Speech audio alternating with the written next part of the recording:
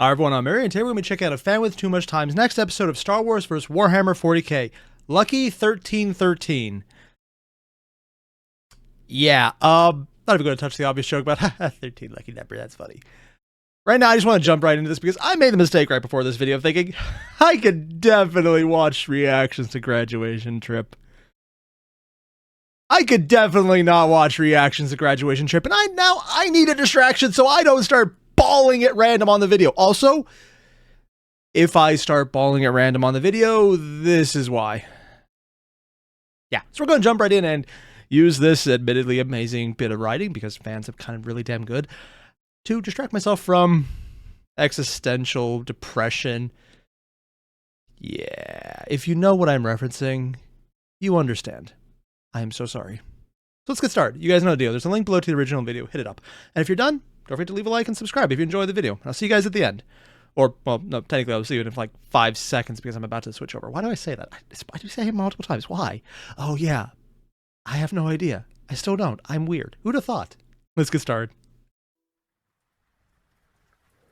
Krieg wants you? Oh, Krieg want to use this caption. I'm stealing that for later. I'm guessing that the Krieg episode is here. Is that marching steps? Hashtag, oh, number, not hashtag. 13. Taking your time getting that last one in there. 13. And we're back to the intros that just take a little too long to drop in. Sorry, it's a personal preference. Just a little too long. Love the art that he chose, though. He felt dragged out, his breath rushing, wheezing in and out of his mask. The air was becoming moist and frigid, and through the... Oh, yeah, I just remember. People did say that the next part, 1313, is from Krieg's point of view, which I thought, but I think we might be going back to the previous battle where they're the ones fighting Star Wars. From the Star Wars side, it looked like they were overwhelmed. Sorry, I'm geeking out, because I think I just remembered where this is going, and I want to see what this looks like from Krieg's perspective. Also, I really want to know what the Krieg's perspective sounds like according to Fan, because he seems pretty damn relevant, or I guess accurate, to much of the lore for 40K. I just say 40K? Wow. 40K and Star Wars? Honestly, he knows way more about Star Wars than I do. I'm just really curious about this. Haven't seen many stories from their perspective. About it? Sure. From it? Not nearly as much. But also, I don't usually look up Krieg. The scream and boom of weapons fire, the sound of approaching rain marching across the metal of Azure City could be heard. His flesh was terrified, and his limbs shook hard with both exhaustion and more. But above him, the black clouds roiled and flashed, but it was not just lightning which wove in and out from Krieger between acknowledging them. The fear. aerial battle over the Probably ground, not acting forces on it, having moved almost it. directly over the park. His mind was horrified, filling and then overflowing with emotions, sensations, and thoughts. Before him were the barricades of the enemy and the inescapable honor of his duty as a corpsman. Above all of that, the spinning and often burning forms of Imperial and Republic aircraft, which fell in balls of hateful flame, descended in wide variants around the multitude of... Okay, that description right there, sorry, that is something I absolutely need to call out. Saying that the aircraft are falling in balls of hateful flame. That is such a great description, because it's something you really only get from certain characters. Specifically, people in 40K, because hate isn't a bad thing for them. Hate is how you gird yourself in 40K against things that are admittedly so absolutely horrible that anything less than absolute revulsion is dangerous. And I mean, some people know, some people don't, but yeah. So having someone talk about hate is great.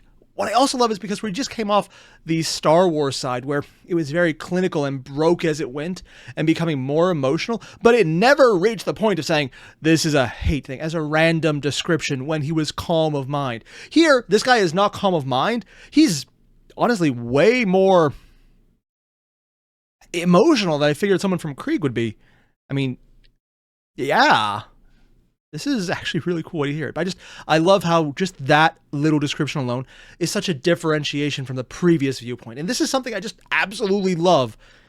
And it's also one of the reasons I don't like jumping around characters, which Fan did a little previously. Because this way, you get into someone's head and you get to feel and hear how they think. Because the descriptions are filtered through them. So you get so much context. Where if you just jump around, you can never really figure it out. It's harder, it's possible, but it's just way more annoying. So I like this. I like that we have this viewpoint character describing things in a way that 40K would have, but Star Wars didn't. I'm sure some characters in Star Wars would, but usually those are specific characters who are usually more Sith-based, because just hate becomes a thing for them. Different context, but it would work there. But this is not a Sith, so it makes sense. Sorry, little things like that are absolutely just writing nuggets of gold for me. Spires below them, crashing and exploding like man-made meteors. The smell of caustic fuel and singed metal was so thick it almost seemed to impede his forward movement, only helping the fear which chewed at his body and devoured his mind drill ever deeper. And yet, in spite of this, Krieg. 1313 was in the throes of elation.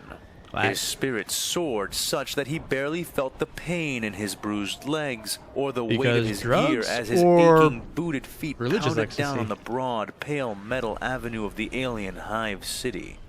Bolts flew past him, coming so close as to sear the processed and oiled leather which composed most of his mask. He didn't even try to dodge anymore. 1313 was part of the 5th rank, first row. Oh. He had been forced into the former, but had been granted the latter at his silent request. Though a scan... Okay, this is just something I need to ask about. And I know this is going to be a really weird one, but silent request? I get it. I've heard that term before, but how does someone make a silent request when they're in a full gas mask? Like, I guess hand signals? It must be hand signals. Or maybe he was just trying to edge up to the front or the back or that. I feel like I'm missing context. Maybe it's just an expression I don't know that much about. Even though I have heard, I still don't get it, though. This is literally just me being annoyed that I don't get an expression, I realize. Scant few of the 4th rank had managed to reach the barricades. The true task fell to him and his. He would either die gloriously, drawing fire away from others, or he would kill gloriously by vaulting the first barricade and falling upon the foe with zeal. The Krieger had wisely chosen a section of the barricade that was not glowing, but knew that he would not be the only one to select it. He had no intention of getting jammed at the choke point, and to avoid that there was only one thing he knew he could do. Be the first one there, the first one over. Naturally, that meant he had to run faster, and equally naturally, that prevented him from dodging or otherwise impeding himself. He could only speed up, never slow down, not when he was so close, so very close. And, as naturally as everything else mentioned thus far, 1313 knew beyond the shadow of a doubt that all his brothers around him would have come to the exact same conclusion.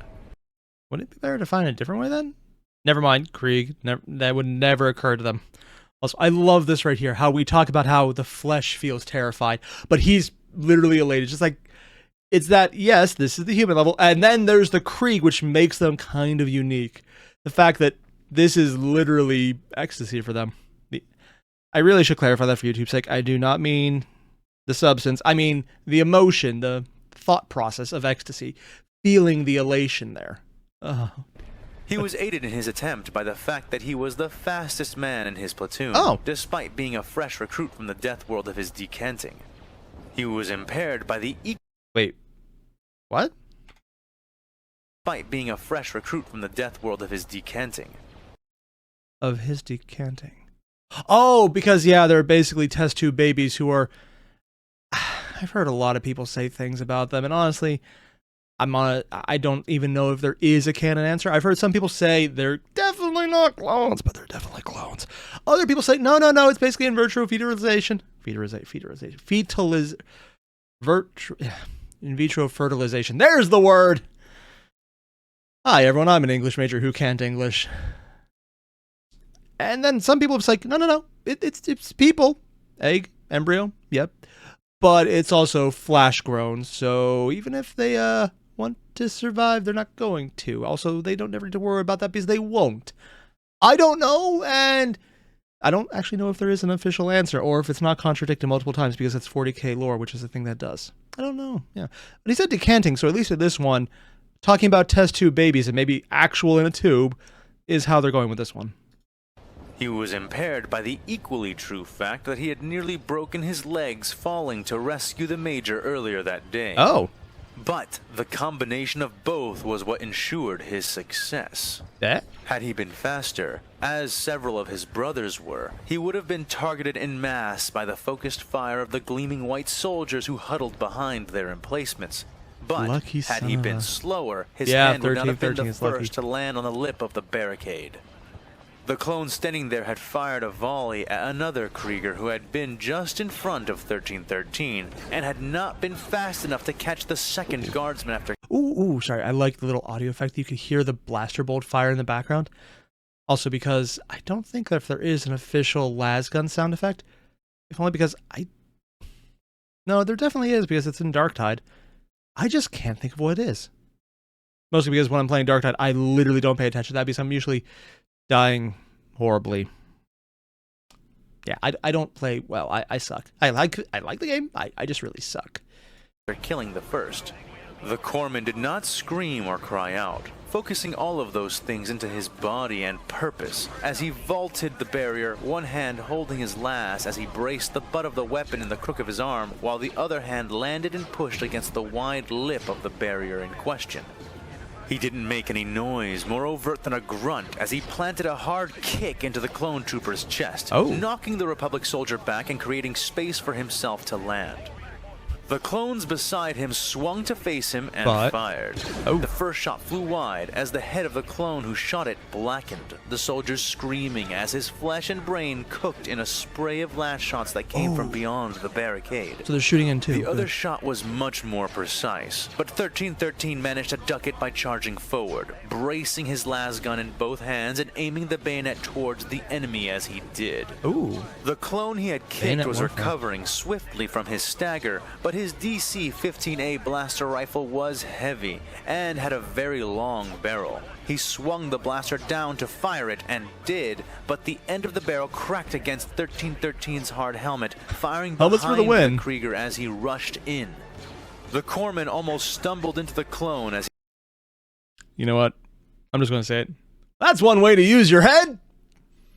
I feel appropriately horrible for making that joke, but I'm not going to take it back or edit it out.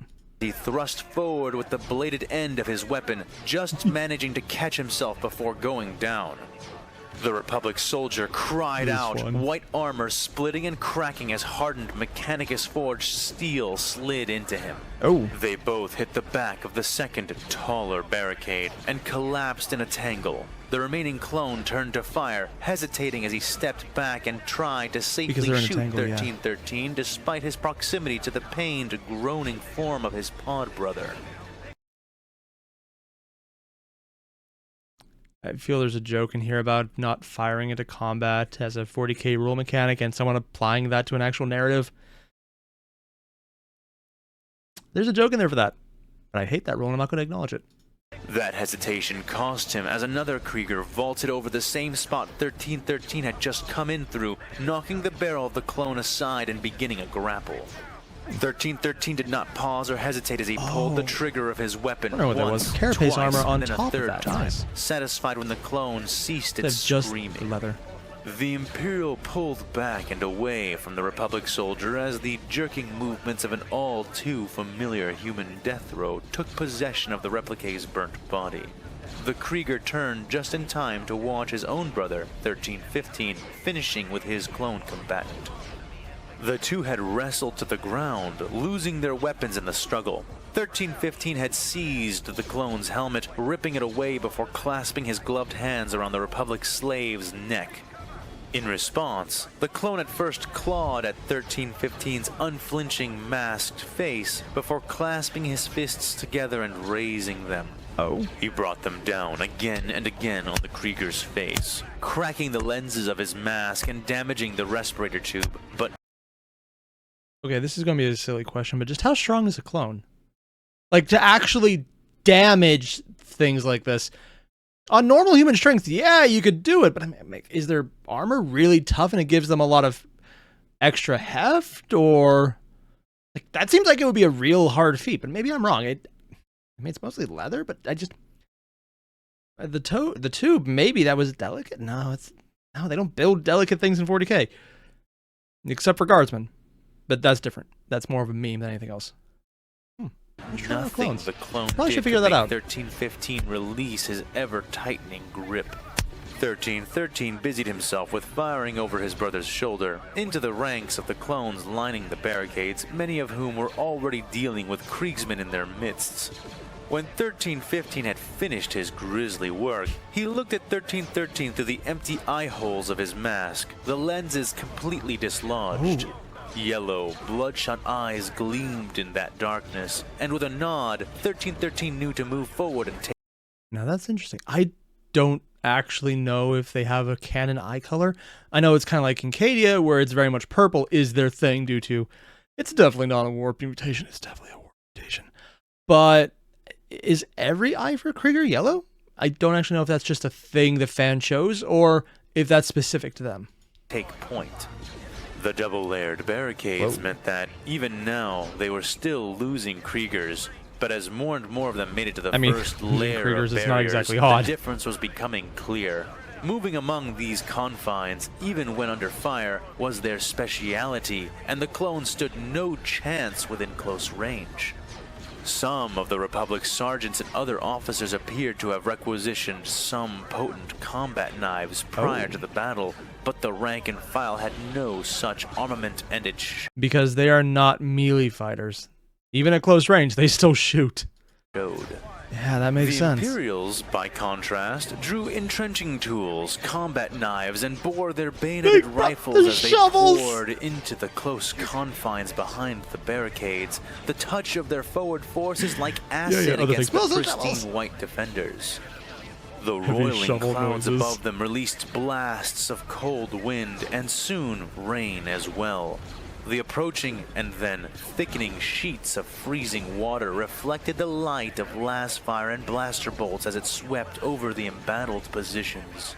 Fog rose from the heated bridge, its surface pocked with weapons fire, and from the fighting soldiers of either side, the mouths of their weapons hissing and sizzling, mixing steam and smoke into a gray miasma which stalked the battle like a specter. The repeating blaster cannons began to fire into their own first barricade more and more as the death corps of Krieg cut into and through several positions along the first line. 1313 heard the cavalry horns blow again, but knew that he and his had been the last of the charging infantry ranks. There's In only a other fifth one. words, Major Lazarus's plan depended entirely on what they could do here now. Oh, so they're talking about Major Lazarus again. I'm pretty sure this is the non-Krieg Commissar. Wow. I realized also in the last video I kept getting Commissar and Inquisitor backwards. I have no excuse. I mean, other than the fact that I really have a bad habit of recording these at midnight. Okay, never mind. It's also midnight. Yeah, so yeah, I'm just apparently always recording these at midnight. That's on me. Now, using only what had managed to survive the butchery on the I guess bridge. he's a major now? Yeah. 1313 Battlefield and promotion. 1315 were facing down a massing group of clones who had managed to repel the Kriegers gunning for their positions. Having successfully weathered the death charge into their defensive line, and having many, many more forces within the barricades than beyond them, the clones turned their full attention to their flanks. One line of clones lay straight down on the ground, another line kneeled over them, and the last line stood over the second. All Oh, okay. This is actually fun because what they're describing now is actually a traditional battle line from Revolutionary Era warfare when muskets were the main type of weapon and slow to fire. It's kind of silly to hear them talking about it now just because they want to get more shots in. But at the same time, this is actually a very old style of shooting because you would have one line firing, kneel down, and then people above them shooting while the guys below them are reloading and switching. Sometimes multiple lines because they would just kneel down to reload and go like that. So what they're describing here, or I guess what Fan is describing, is actually very historical tactics in shooting profiles. Does it fit here? I don't care. It sounds fun. It's good enough for me. of them Talk about bearing space their wizards long after all, so. rifles and creating overlapping ranks of blue fire, which they sent into the Kriegers at either side of them. 1313 and his brother hit the ground hard, ducking the shots and aping the clones as they lay on their bellies, Aping? barely avoiding the first volley Oh, as they going down the returned bellies, yeah. fire with their own. 2 clones dropped, but many, many more shot back. Their armor 1313 is could good, smell the dispersing acrid some of the stench of shots. his and his brother's greatcoats catching fire as several shots found the prone Imperials, burning pain blossoming on his back, left arm, shoulder, and head. His flak armor negated most of the initial damage with the help of the thick, chemically treated coat, and the shot on his head glanced clean off his thick helmet, having... Honestly, I thought the armor for the Stormtroop, the clones, was actually very impressive because it could negate shots individually on an individual section, of course. But it sounds like the Krieg's leather coat's treatment is actually holding up to this. I mean, not enough to prevent pain or damage, but not, oh yeah, well, there goes that limb. That's really damn good leather, I guess. Struck at an angle, but he had completely lost the use of his left arm, the limb having suffered several strikes and becoming entirely unresponsive. Several shots and he only lost use of it. Cooked flesh and pain. Yeah. Almost as fast, 1313 felt his stim implant activate, filling him with numbing heat which bore down on the pain which now assailed him. Not Morphine. that it mattered. Without his left arm to steady his las rifle, he could do little more than pull his weapon's trigger, which he had not stopped doing anyway. Maybe we'll get a lucky shot. Had his arm remained functional, there was no way he and 1315 could kill all the clones before them. Luckily, they didn't have to, as the second cadre of Death Riders leapt over the barricades again, but this time aiming their lances down, most catching the helmet or torso of a clone as they passed overhead. 1313 watched as one of the vaunted fatalistic riders soared over the firing ranks of the enemy. It's Krieg, never mind. The explosive head of his lance caught the head of one of the standing troopers in the center left of the formation, detonating and killing all the standing clones and several of the others while stunning the rest. 13. So this is actually something I appreciate. The last time around when we had the heads of the spears detonating, we got descriptions of them taking out legs of the various mechs. That's a lot of power, and we saw the description here. So here, when we're backtracking to see the same thing from the Krieg point of view, when we get the same events happening, such as the riders going in, we're not focusing on the same events of them taking down the mechs. We're immediately going to a usage of the mech, I guess not the mechs, sorry, the spearheads detonating against combatants instead. So while we're getting similar events about the same time period, about the same overall event, we're having individual points focused on differently, which is really damn important. And Fan's done this a few times where he's backtracked, and I like to call it out because frankly, it's good and something I just know people screw up, and not just like on a fan fiction level. I mean, on a professional level, it's like, let's write the same scene, but from an else's perspective. But it's going to sound the same. You won't be able to tell the difference, and if I didn't tell you it's from a different person's perspective, you wouldn't even know. I'm not going to name names, but it's an issue sometimes with writers that just like don't show different events within the same overall event. Show different aspects, different sides. Don't look at the same side. 1313 was forced to watch helplessly as 1315 finished off the survivors, still able to effectively wield his own lasgun despite the fire he had also 1315's about to die horribly, isn't he? Not only that, but other corpsmen soon joined them, taking over the fighting for long enough for 1313 to rise to his knees and assess his damage.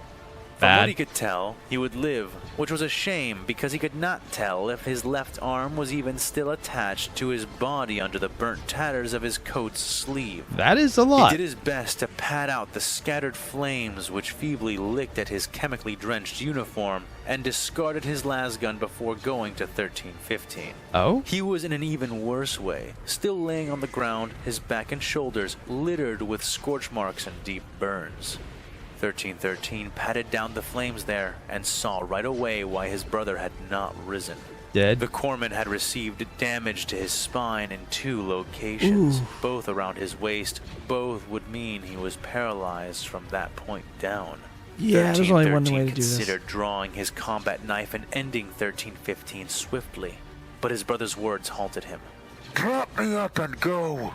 The Krieger rasped from behind his mask. He can still fire. Are you sure? You're paralyzed, said 1313. Don't need his legs to shoot. He continued, but was cut off. An easy death is no death. My arms still work, which means I can still kill. Drop me up and let me earn my death, said his brother. 1313 nodded and hefted 1315 with his good arm, pulling him I wonder out if of this the is art way fan as to condition. not It be looks too trampled. perfect. More and more of their brothers were coming this way, shooting and charging in standard silence. Those who had been issued grenades tossed them over the high walls of the second barricade, buying themselves time to fight the clones here in the first row as other corpsmen sought to breach the second. He set his brother down against the wall of the second barricades, kicking 1315's legs in to help support his awkward sitting posture. The crippled Krieger clutched at his own gun with one hand as he was moved, but handed 1313 something with his other hand when the younger Krieger moved away to examine his work. Held tightly in the corpsman's gloved hand was a silver-plated las pistol with the words "Krieg sinned" engraved in extravagant lettering on the side of the because they're barrel. obsessed with having At a glance, sinned against the Emperor. 1313 could see that it was an overcharged weapon, a hotshot variant of the standard las pistol, the kind of gun a quartermaster would never issue to men of their ranking. 1313 took the gun with his one good hand. How did you get that? I guess you could say this guy's lucky to now have a gun he can fire with one hand and somehow do more damage. It's the running joke, isn't it, that he's lucky? He's going to die horribly in the luckiest way he can think of, isn't he? I can see no other way this ends. Flipping it into his grip before looking back at 1315. The Krieger offered no explanation. He merely gestured with a jerk of his head for his brother to get a move on, and with a nod, he did. With the combat stims running through him, 1313 found the dead weight of his flopping limb to be more annoying and hindering than painful. Can you just stick it in your he did his best belt? to ignore it either way as he chased his fellow brothers up the line, looking for a way over the second barricades. Soon enough, the line of Imperials reached a hole burned into the wall, clearly created by the draconic blasts of a melt-a-gun. The men funneled in and were met immediately with slaughter. Okay, just from a personal standpoint, we got talk about the blasts early on from the various machines, like on the tank level in the previous episode. This time around, getting it as just a melta. Not a multi-melta, not a las cannon or anything crazy, just a melta, burning a hole through the wall. I like this because it's contextualizing something I've only ever really experienced on a gameplay level into what it would look like on a narrative level. And this is literary candy for me right now. I absolutely love this. It's like, yes, this is roughly how strong a Meltablast is. It is an impromptu breaching an entry device if you use it right, or wrong significantly. And this seems more right though. The clones had repositioned, using the time bought by their first defensive line to distance themselves and take cover behind the stacked trunks of the trees which had once adorned the park. They moved fluidly and intelligently, retreating without shame and redeploying without mercy. While the Death Corps of Krieg was more than willing to bear the losses of their assault, they simply did not have the numbers to maintain their high attrition. More than half of the clones defending the bridge were still alive and fighting, and the Kriegers who had survived the bridge crossing were barely a handful in comparison. The Death Riders leapt and bounded around and behind the enemy, but their lances were spent and their cadre was few in number compared to the clones they needed to disrupt. I think this is right near the end of the previous story, the previous little arc, because last time around, it was, okay, we're running around, we're hunting them down, but we're going to win out of attrition. And this is roughly when the commissar ran in. So that should be happening soon, if he sees that. He may or may not. But it is placing this time-wise near the end of the narrative for the previous chapter. I wonder if these characters will overlap. I don't actually know. So, try as they might, their pressure alone was not enough to break the Republic's finest. 1313 charged through the choke point, trying to place his ruined arm in front of himself, hoping it would provide some kind of protection as he you won't ran. feel it at this point. He could not tell if it worked, as the man behind him took a shot in the eye and dropped down forward, Yeah, that would do it. 1313 down along with several others. Oh. They struggled and kicked before a rain of blaster bolts pelted into the squirming pile of soldiers, making them still. 1313 was trapped nearest at the bottom of the pile, though the dead had already clogged the area so heavily that he's literally not trapped under touching bodies. the ground. He pulled his pistol hand free of the corpses pressing in and around him and began to take shots. As he did, Also, I just want to take a second to highlight what this image is. What they're talking about is he's literally under a pile of corpses, sticking his hand out, shooting people. Is it actually like that? No, it sounds like he's not entirely covered and he's mostly just under, but not there, so he's crawling out with it. But it's such a funny thing. He's like, I'm okay, guys. Also, you're not telling me soon. It's stupid. It's so stupid. I love it. I absolutely love it. Other holes were burned and blown into the second barricades, and more corpsmen rushed through, helping to disperse the fire, though some clones did notice him and began shooting back.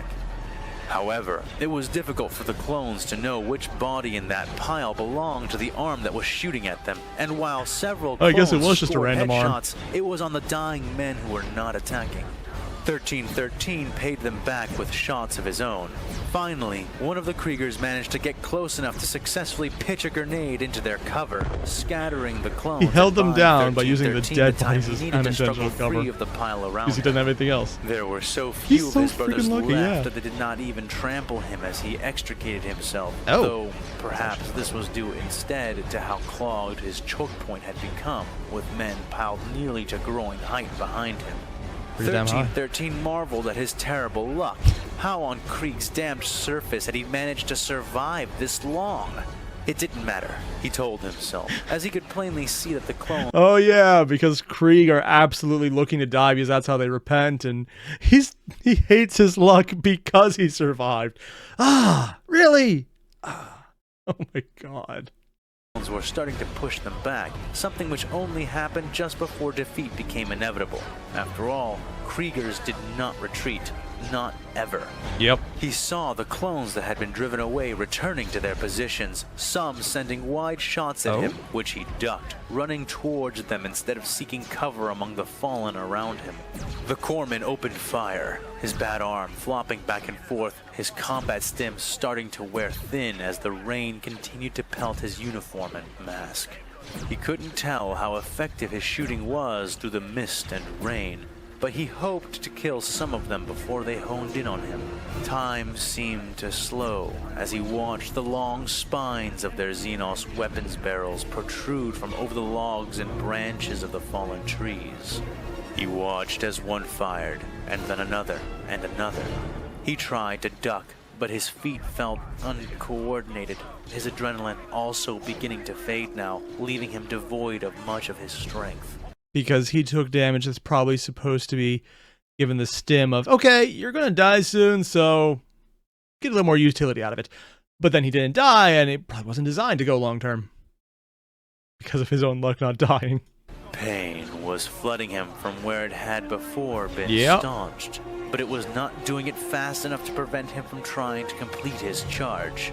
Shots sailed over and around him, singeing his cheek and good elbow as the other barrels found him and prepared to open fire. But... And then he watched as the barrels withdrew or fell away. Why? From the leftmost flank of the clones, a roar came. A defiant cry that the Krieger had not expected to hear in this battle.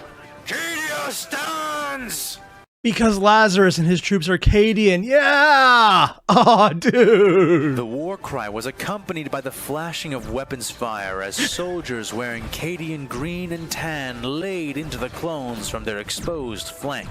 The Imperial soldiers had lined up their shots well in advance of the war cry, and though the clones reacted with admirable speed, it was far from enough as flanking maneuver, it grenades were works. launched, las shots fired, and autoguns unloaded. The Republic's men were cut down in a few scant heartbeats, and when 1313 managed to stumble around the logs, he found himself aiming at corpses and allies and dropped the muzzle of his gun to point down. And I'm going to cut this one here because it is well after midnight, and I probably shouldn't be loud because my wife will hear, and I would rather not piss her off. Never mind. She heard. I need to go do damage control. Yeah. So basically, I love this. I love everything about this story. I like how it's such a silly concept of, this is the Krieger who's trying to just Krieg. He's trying to Krieg all over the place. And yes, I am using the word Krieg in place of die honorably for the Emperor. It fits, and it's accurate. But he just keeps surviving, and it's actually getting to him. He's like, for anyone else, horribly lucky. For him, this is like, are you serious? Like, I'm expecting him at one point to hold a grenade in his hand, let it cook off, and to not take damage because at the last second it falls out, rolls over an edge, hits everything but him, and he's fine. He's just sitting there going, okay then. Will that happen? No, because I would find it funny. And anything I find funny is by default kind of sus and more a little stupid. But I like this. It's just a kind of a mimetic humor point. But it's played straight on such a dark character type normally. You don't usually have funny Krieg. But he's hilarious as far as I'm concerned because he isn't supposed to survive this long and he is. And it's actually making him a really good character to show everything else so you get into his head without having to jump around to their multiple Krieg characterizations. So it actually works well. And it's using humor in an effective way to keep the narrative going, to keep you attached to a specific person, to show that. And to show what it looks like to be in a Krieger's head, to show how they react. And it works.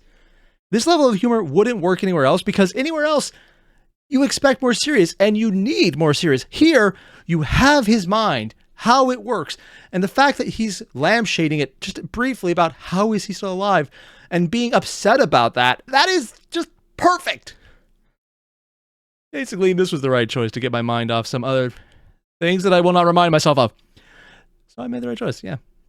Good on me. I sometimes make good decisions. Not often. Very rarely. Not earlier today either. With certain things that I will not remind myself of. And I keep reminding myself I need to stop that. Yeah. Basically what I'm saying is this is really good. And I'm looking forward to finishing this up tomorrow when I don't need to worry about I get my wife for apologizing for it because I need to go do that because I did. And she made her awareness known. I'm in trouble. Yeah. Wouldn't it be so bad? But I just did it again last week when I was doing the previous episode. And now I have to pay for it. Yeah. Basically, I'm going to be on the couch. So again, thanks for watching, everyone. If you enjoyed the video, subscribe, leave a like. If there's anything I missed, let me know because I do actually read the comments. I don't want to say anything because I'm socially awkward as F, but I do like reading them. And I'll see you guys in the next one. Adios.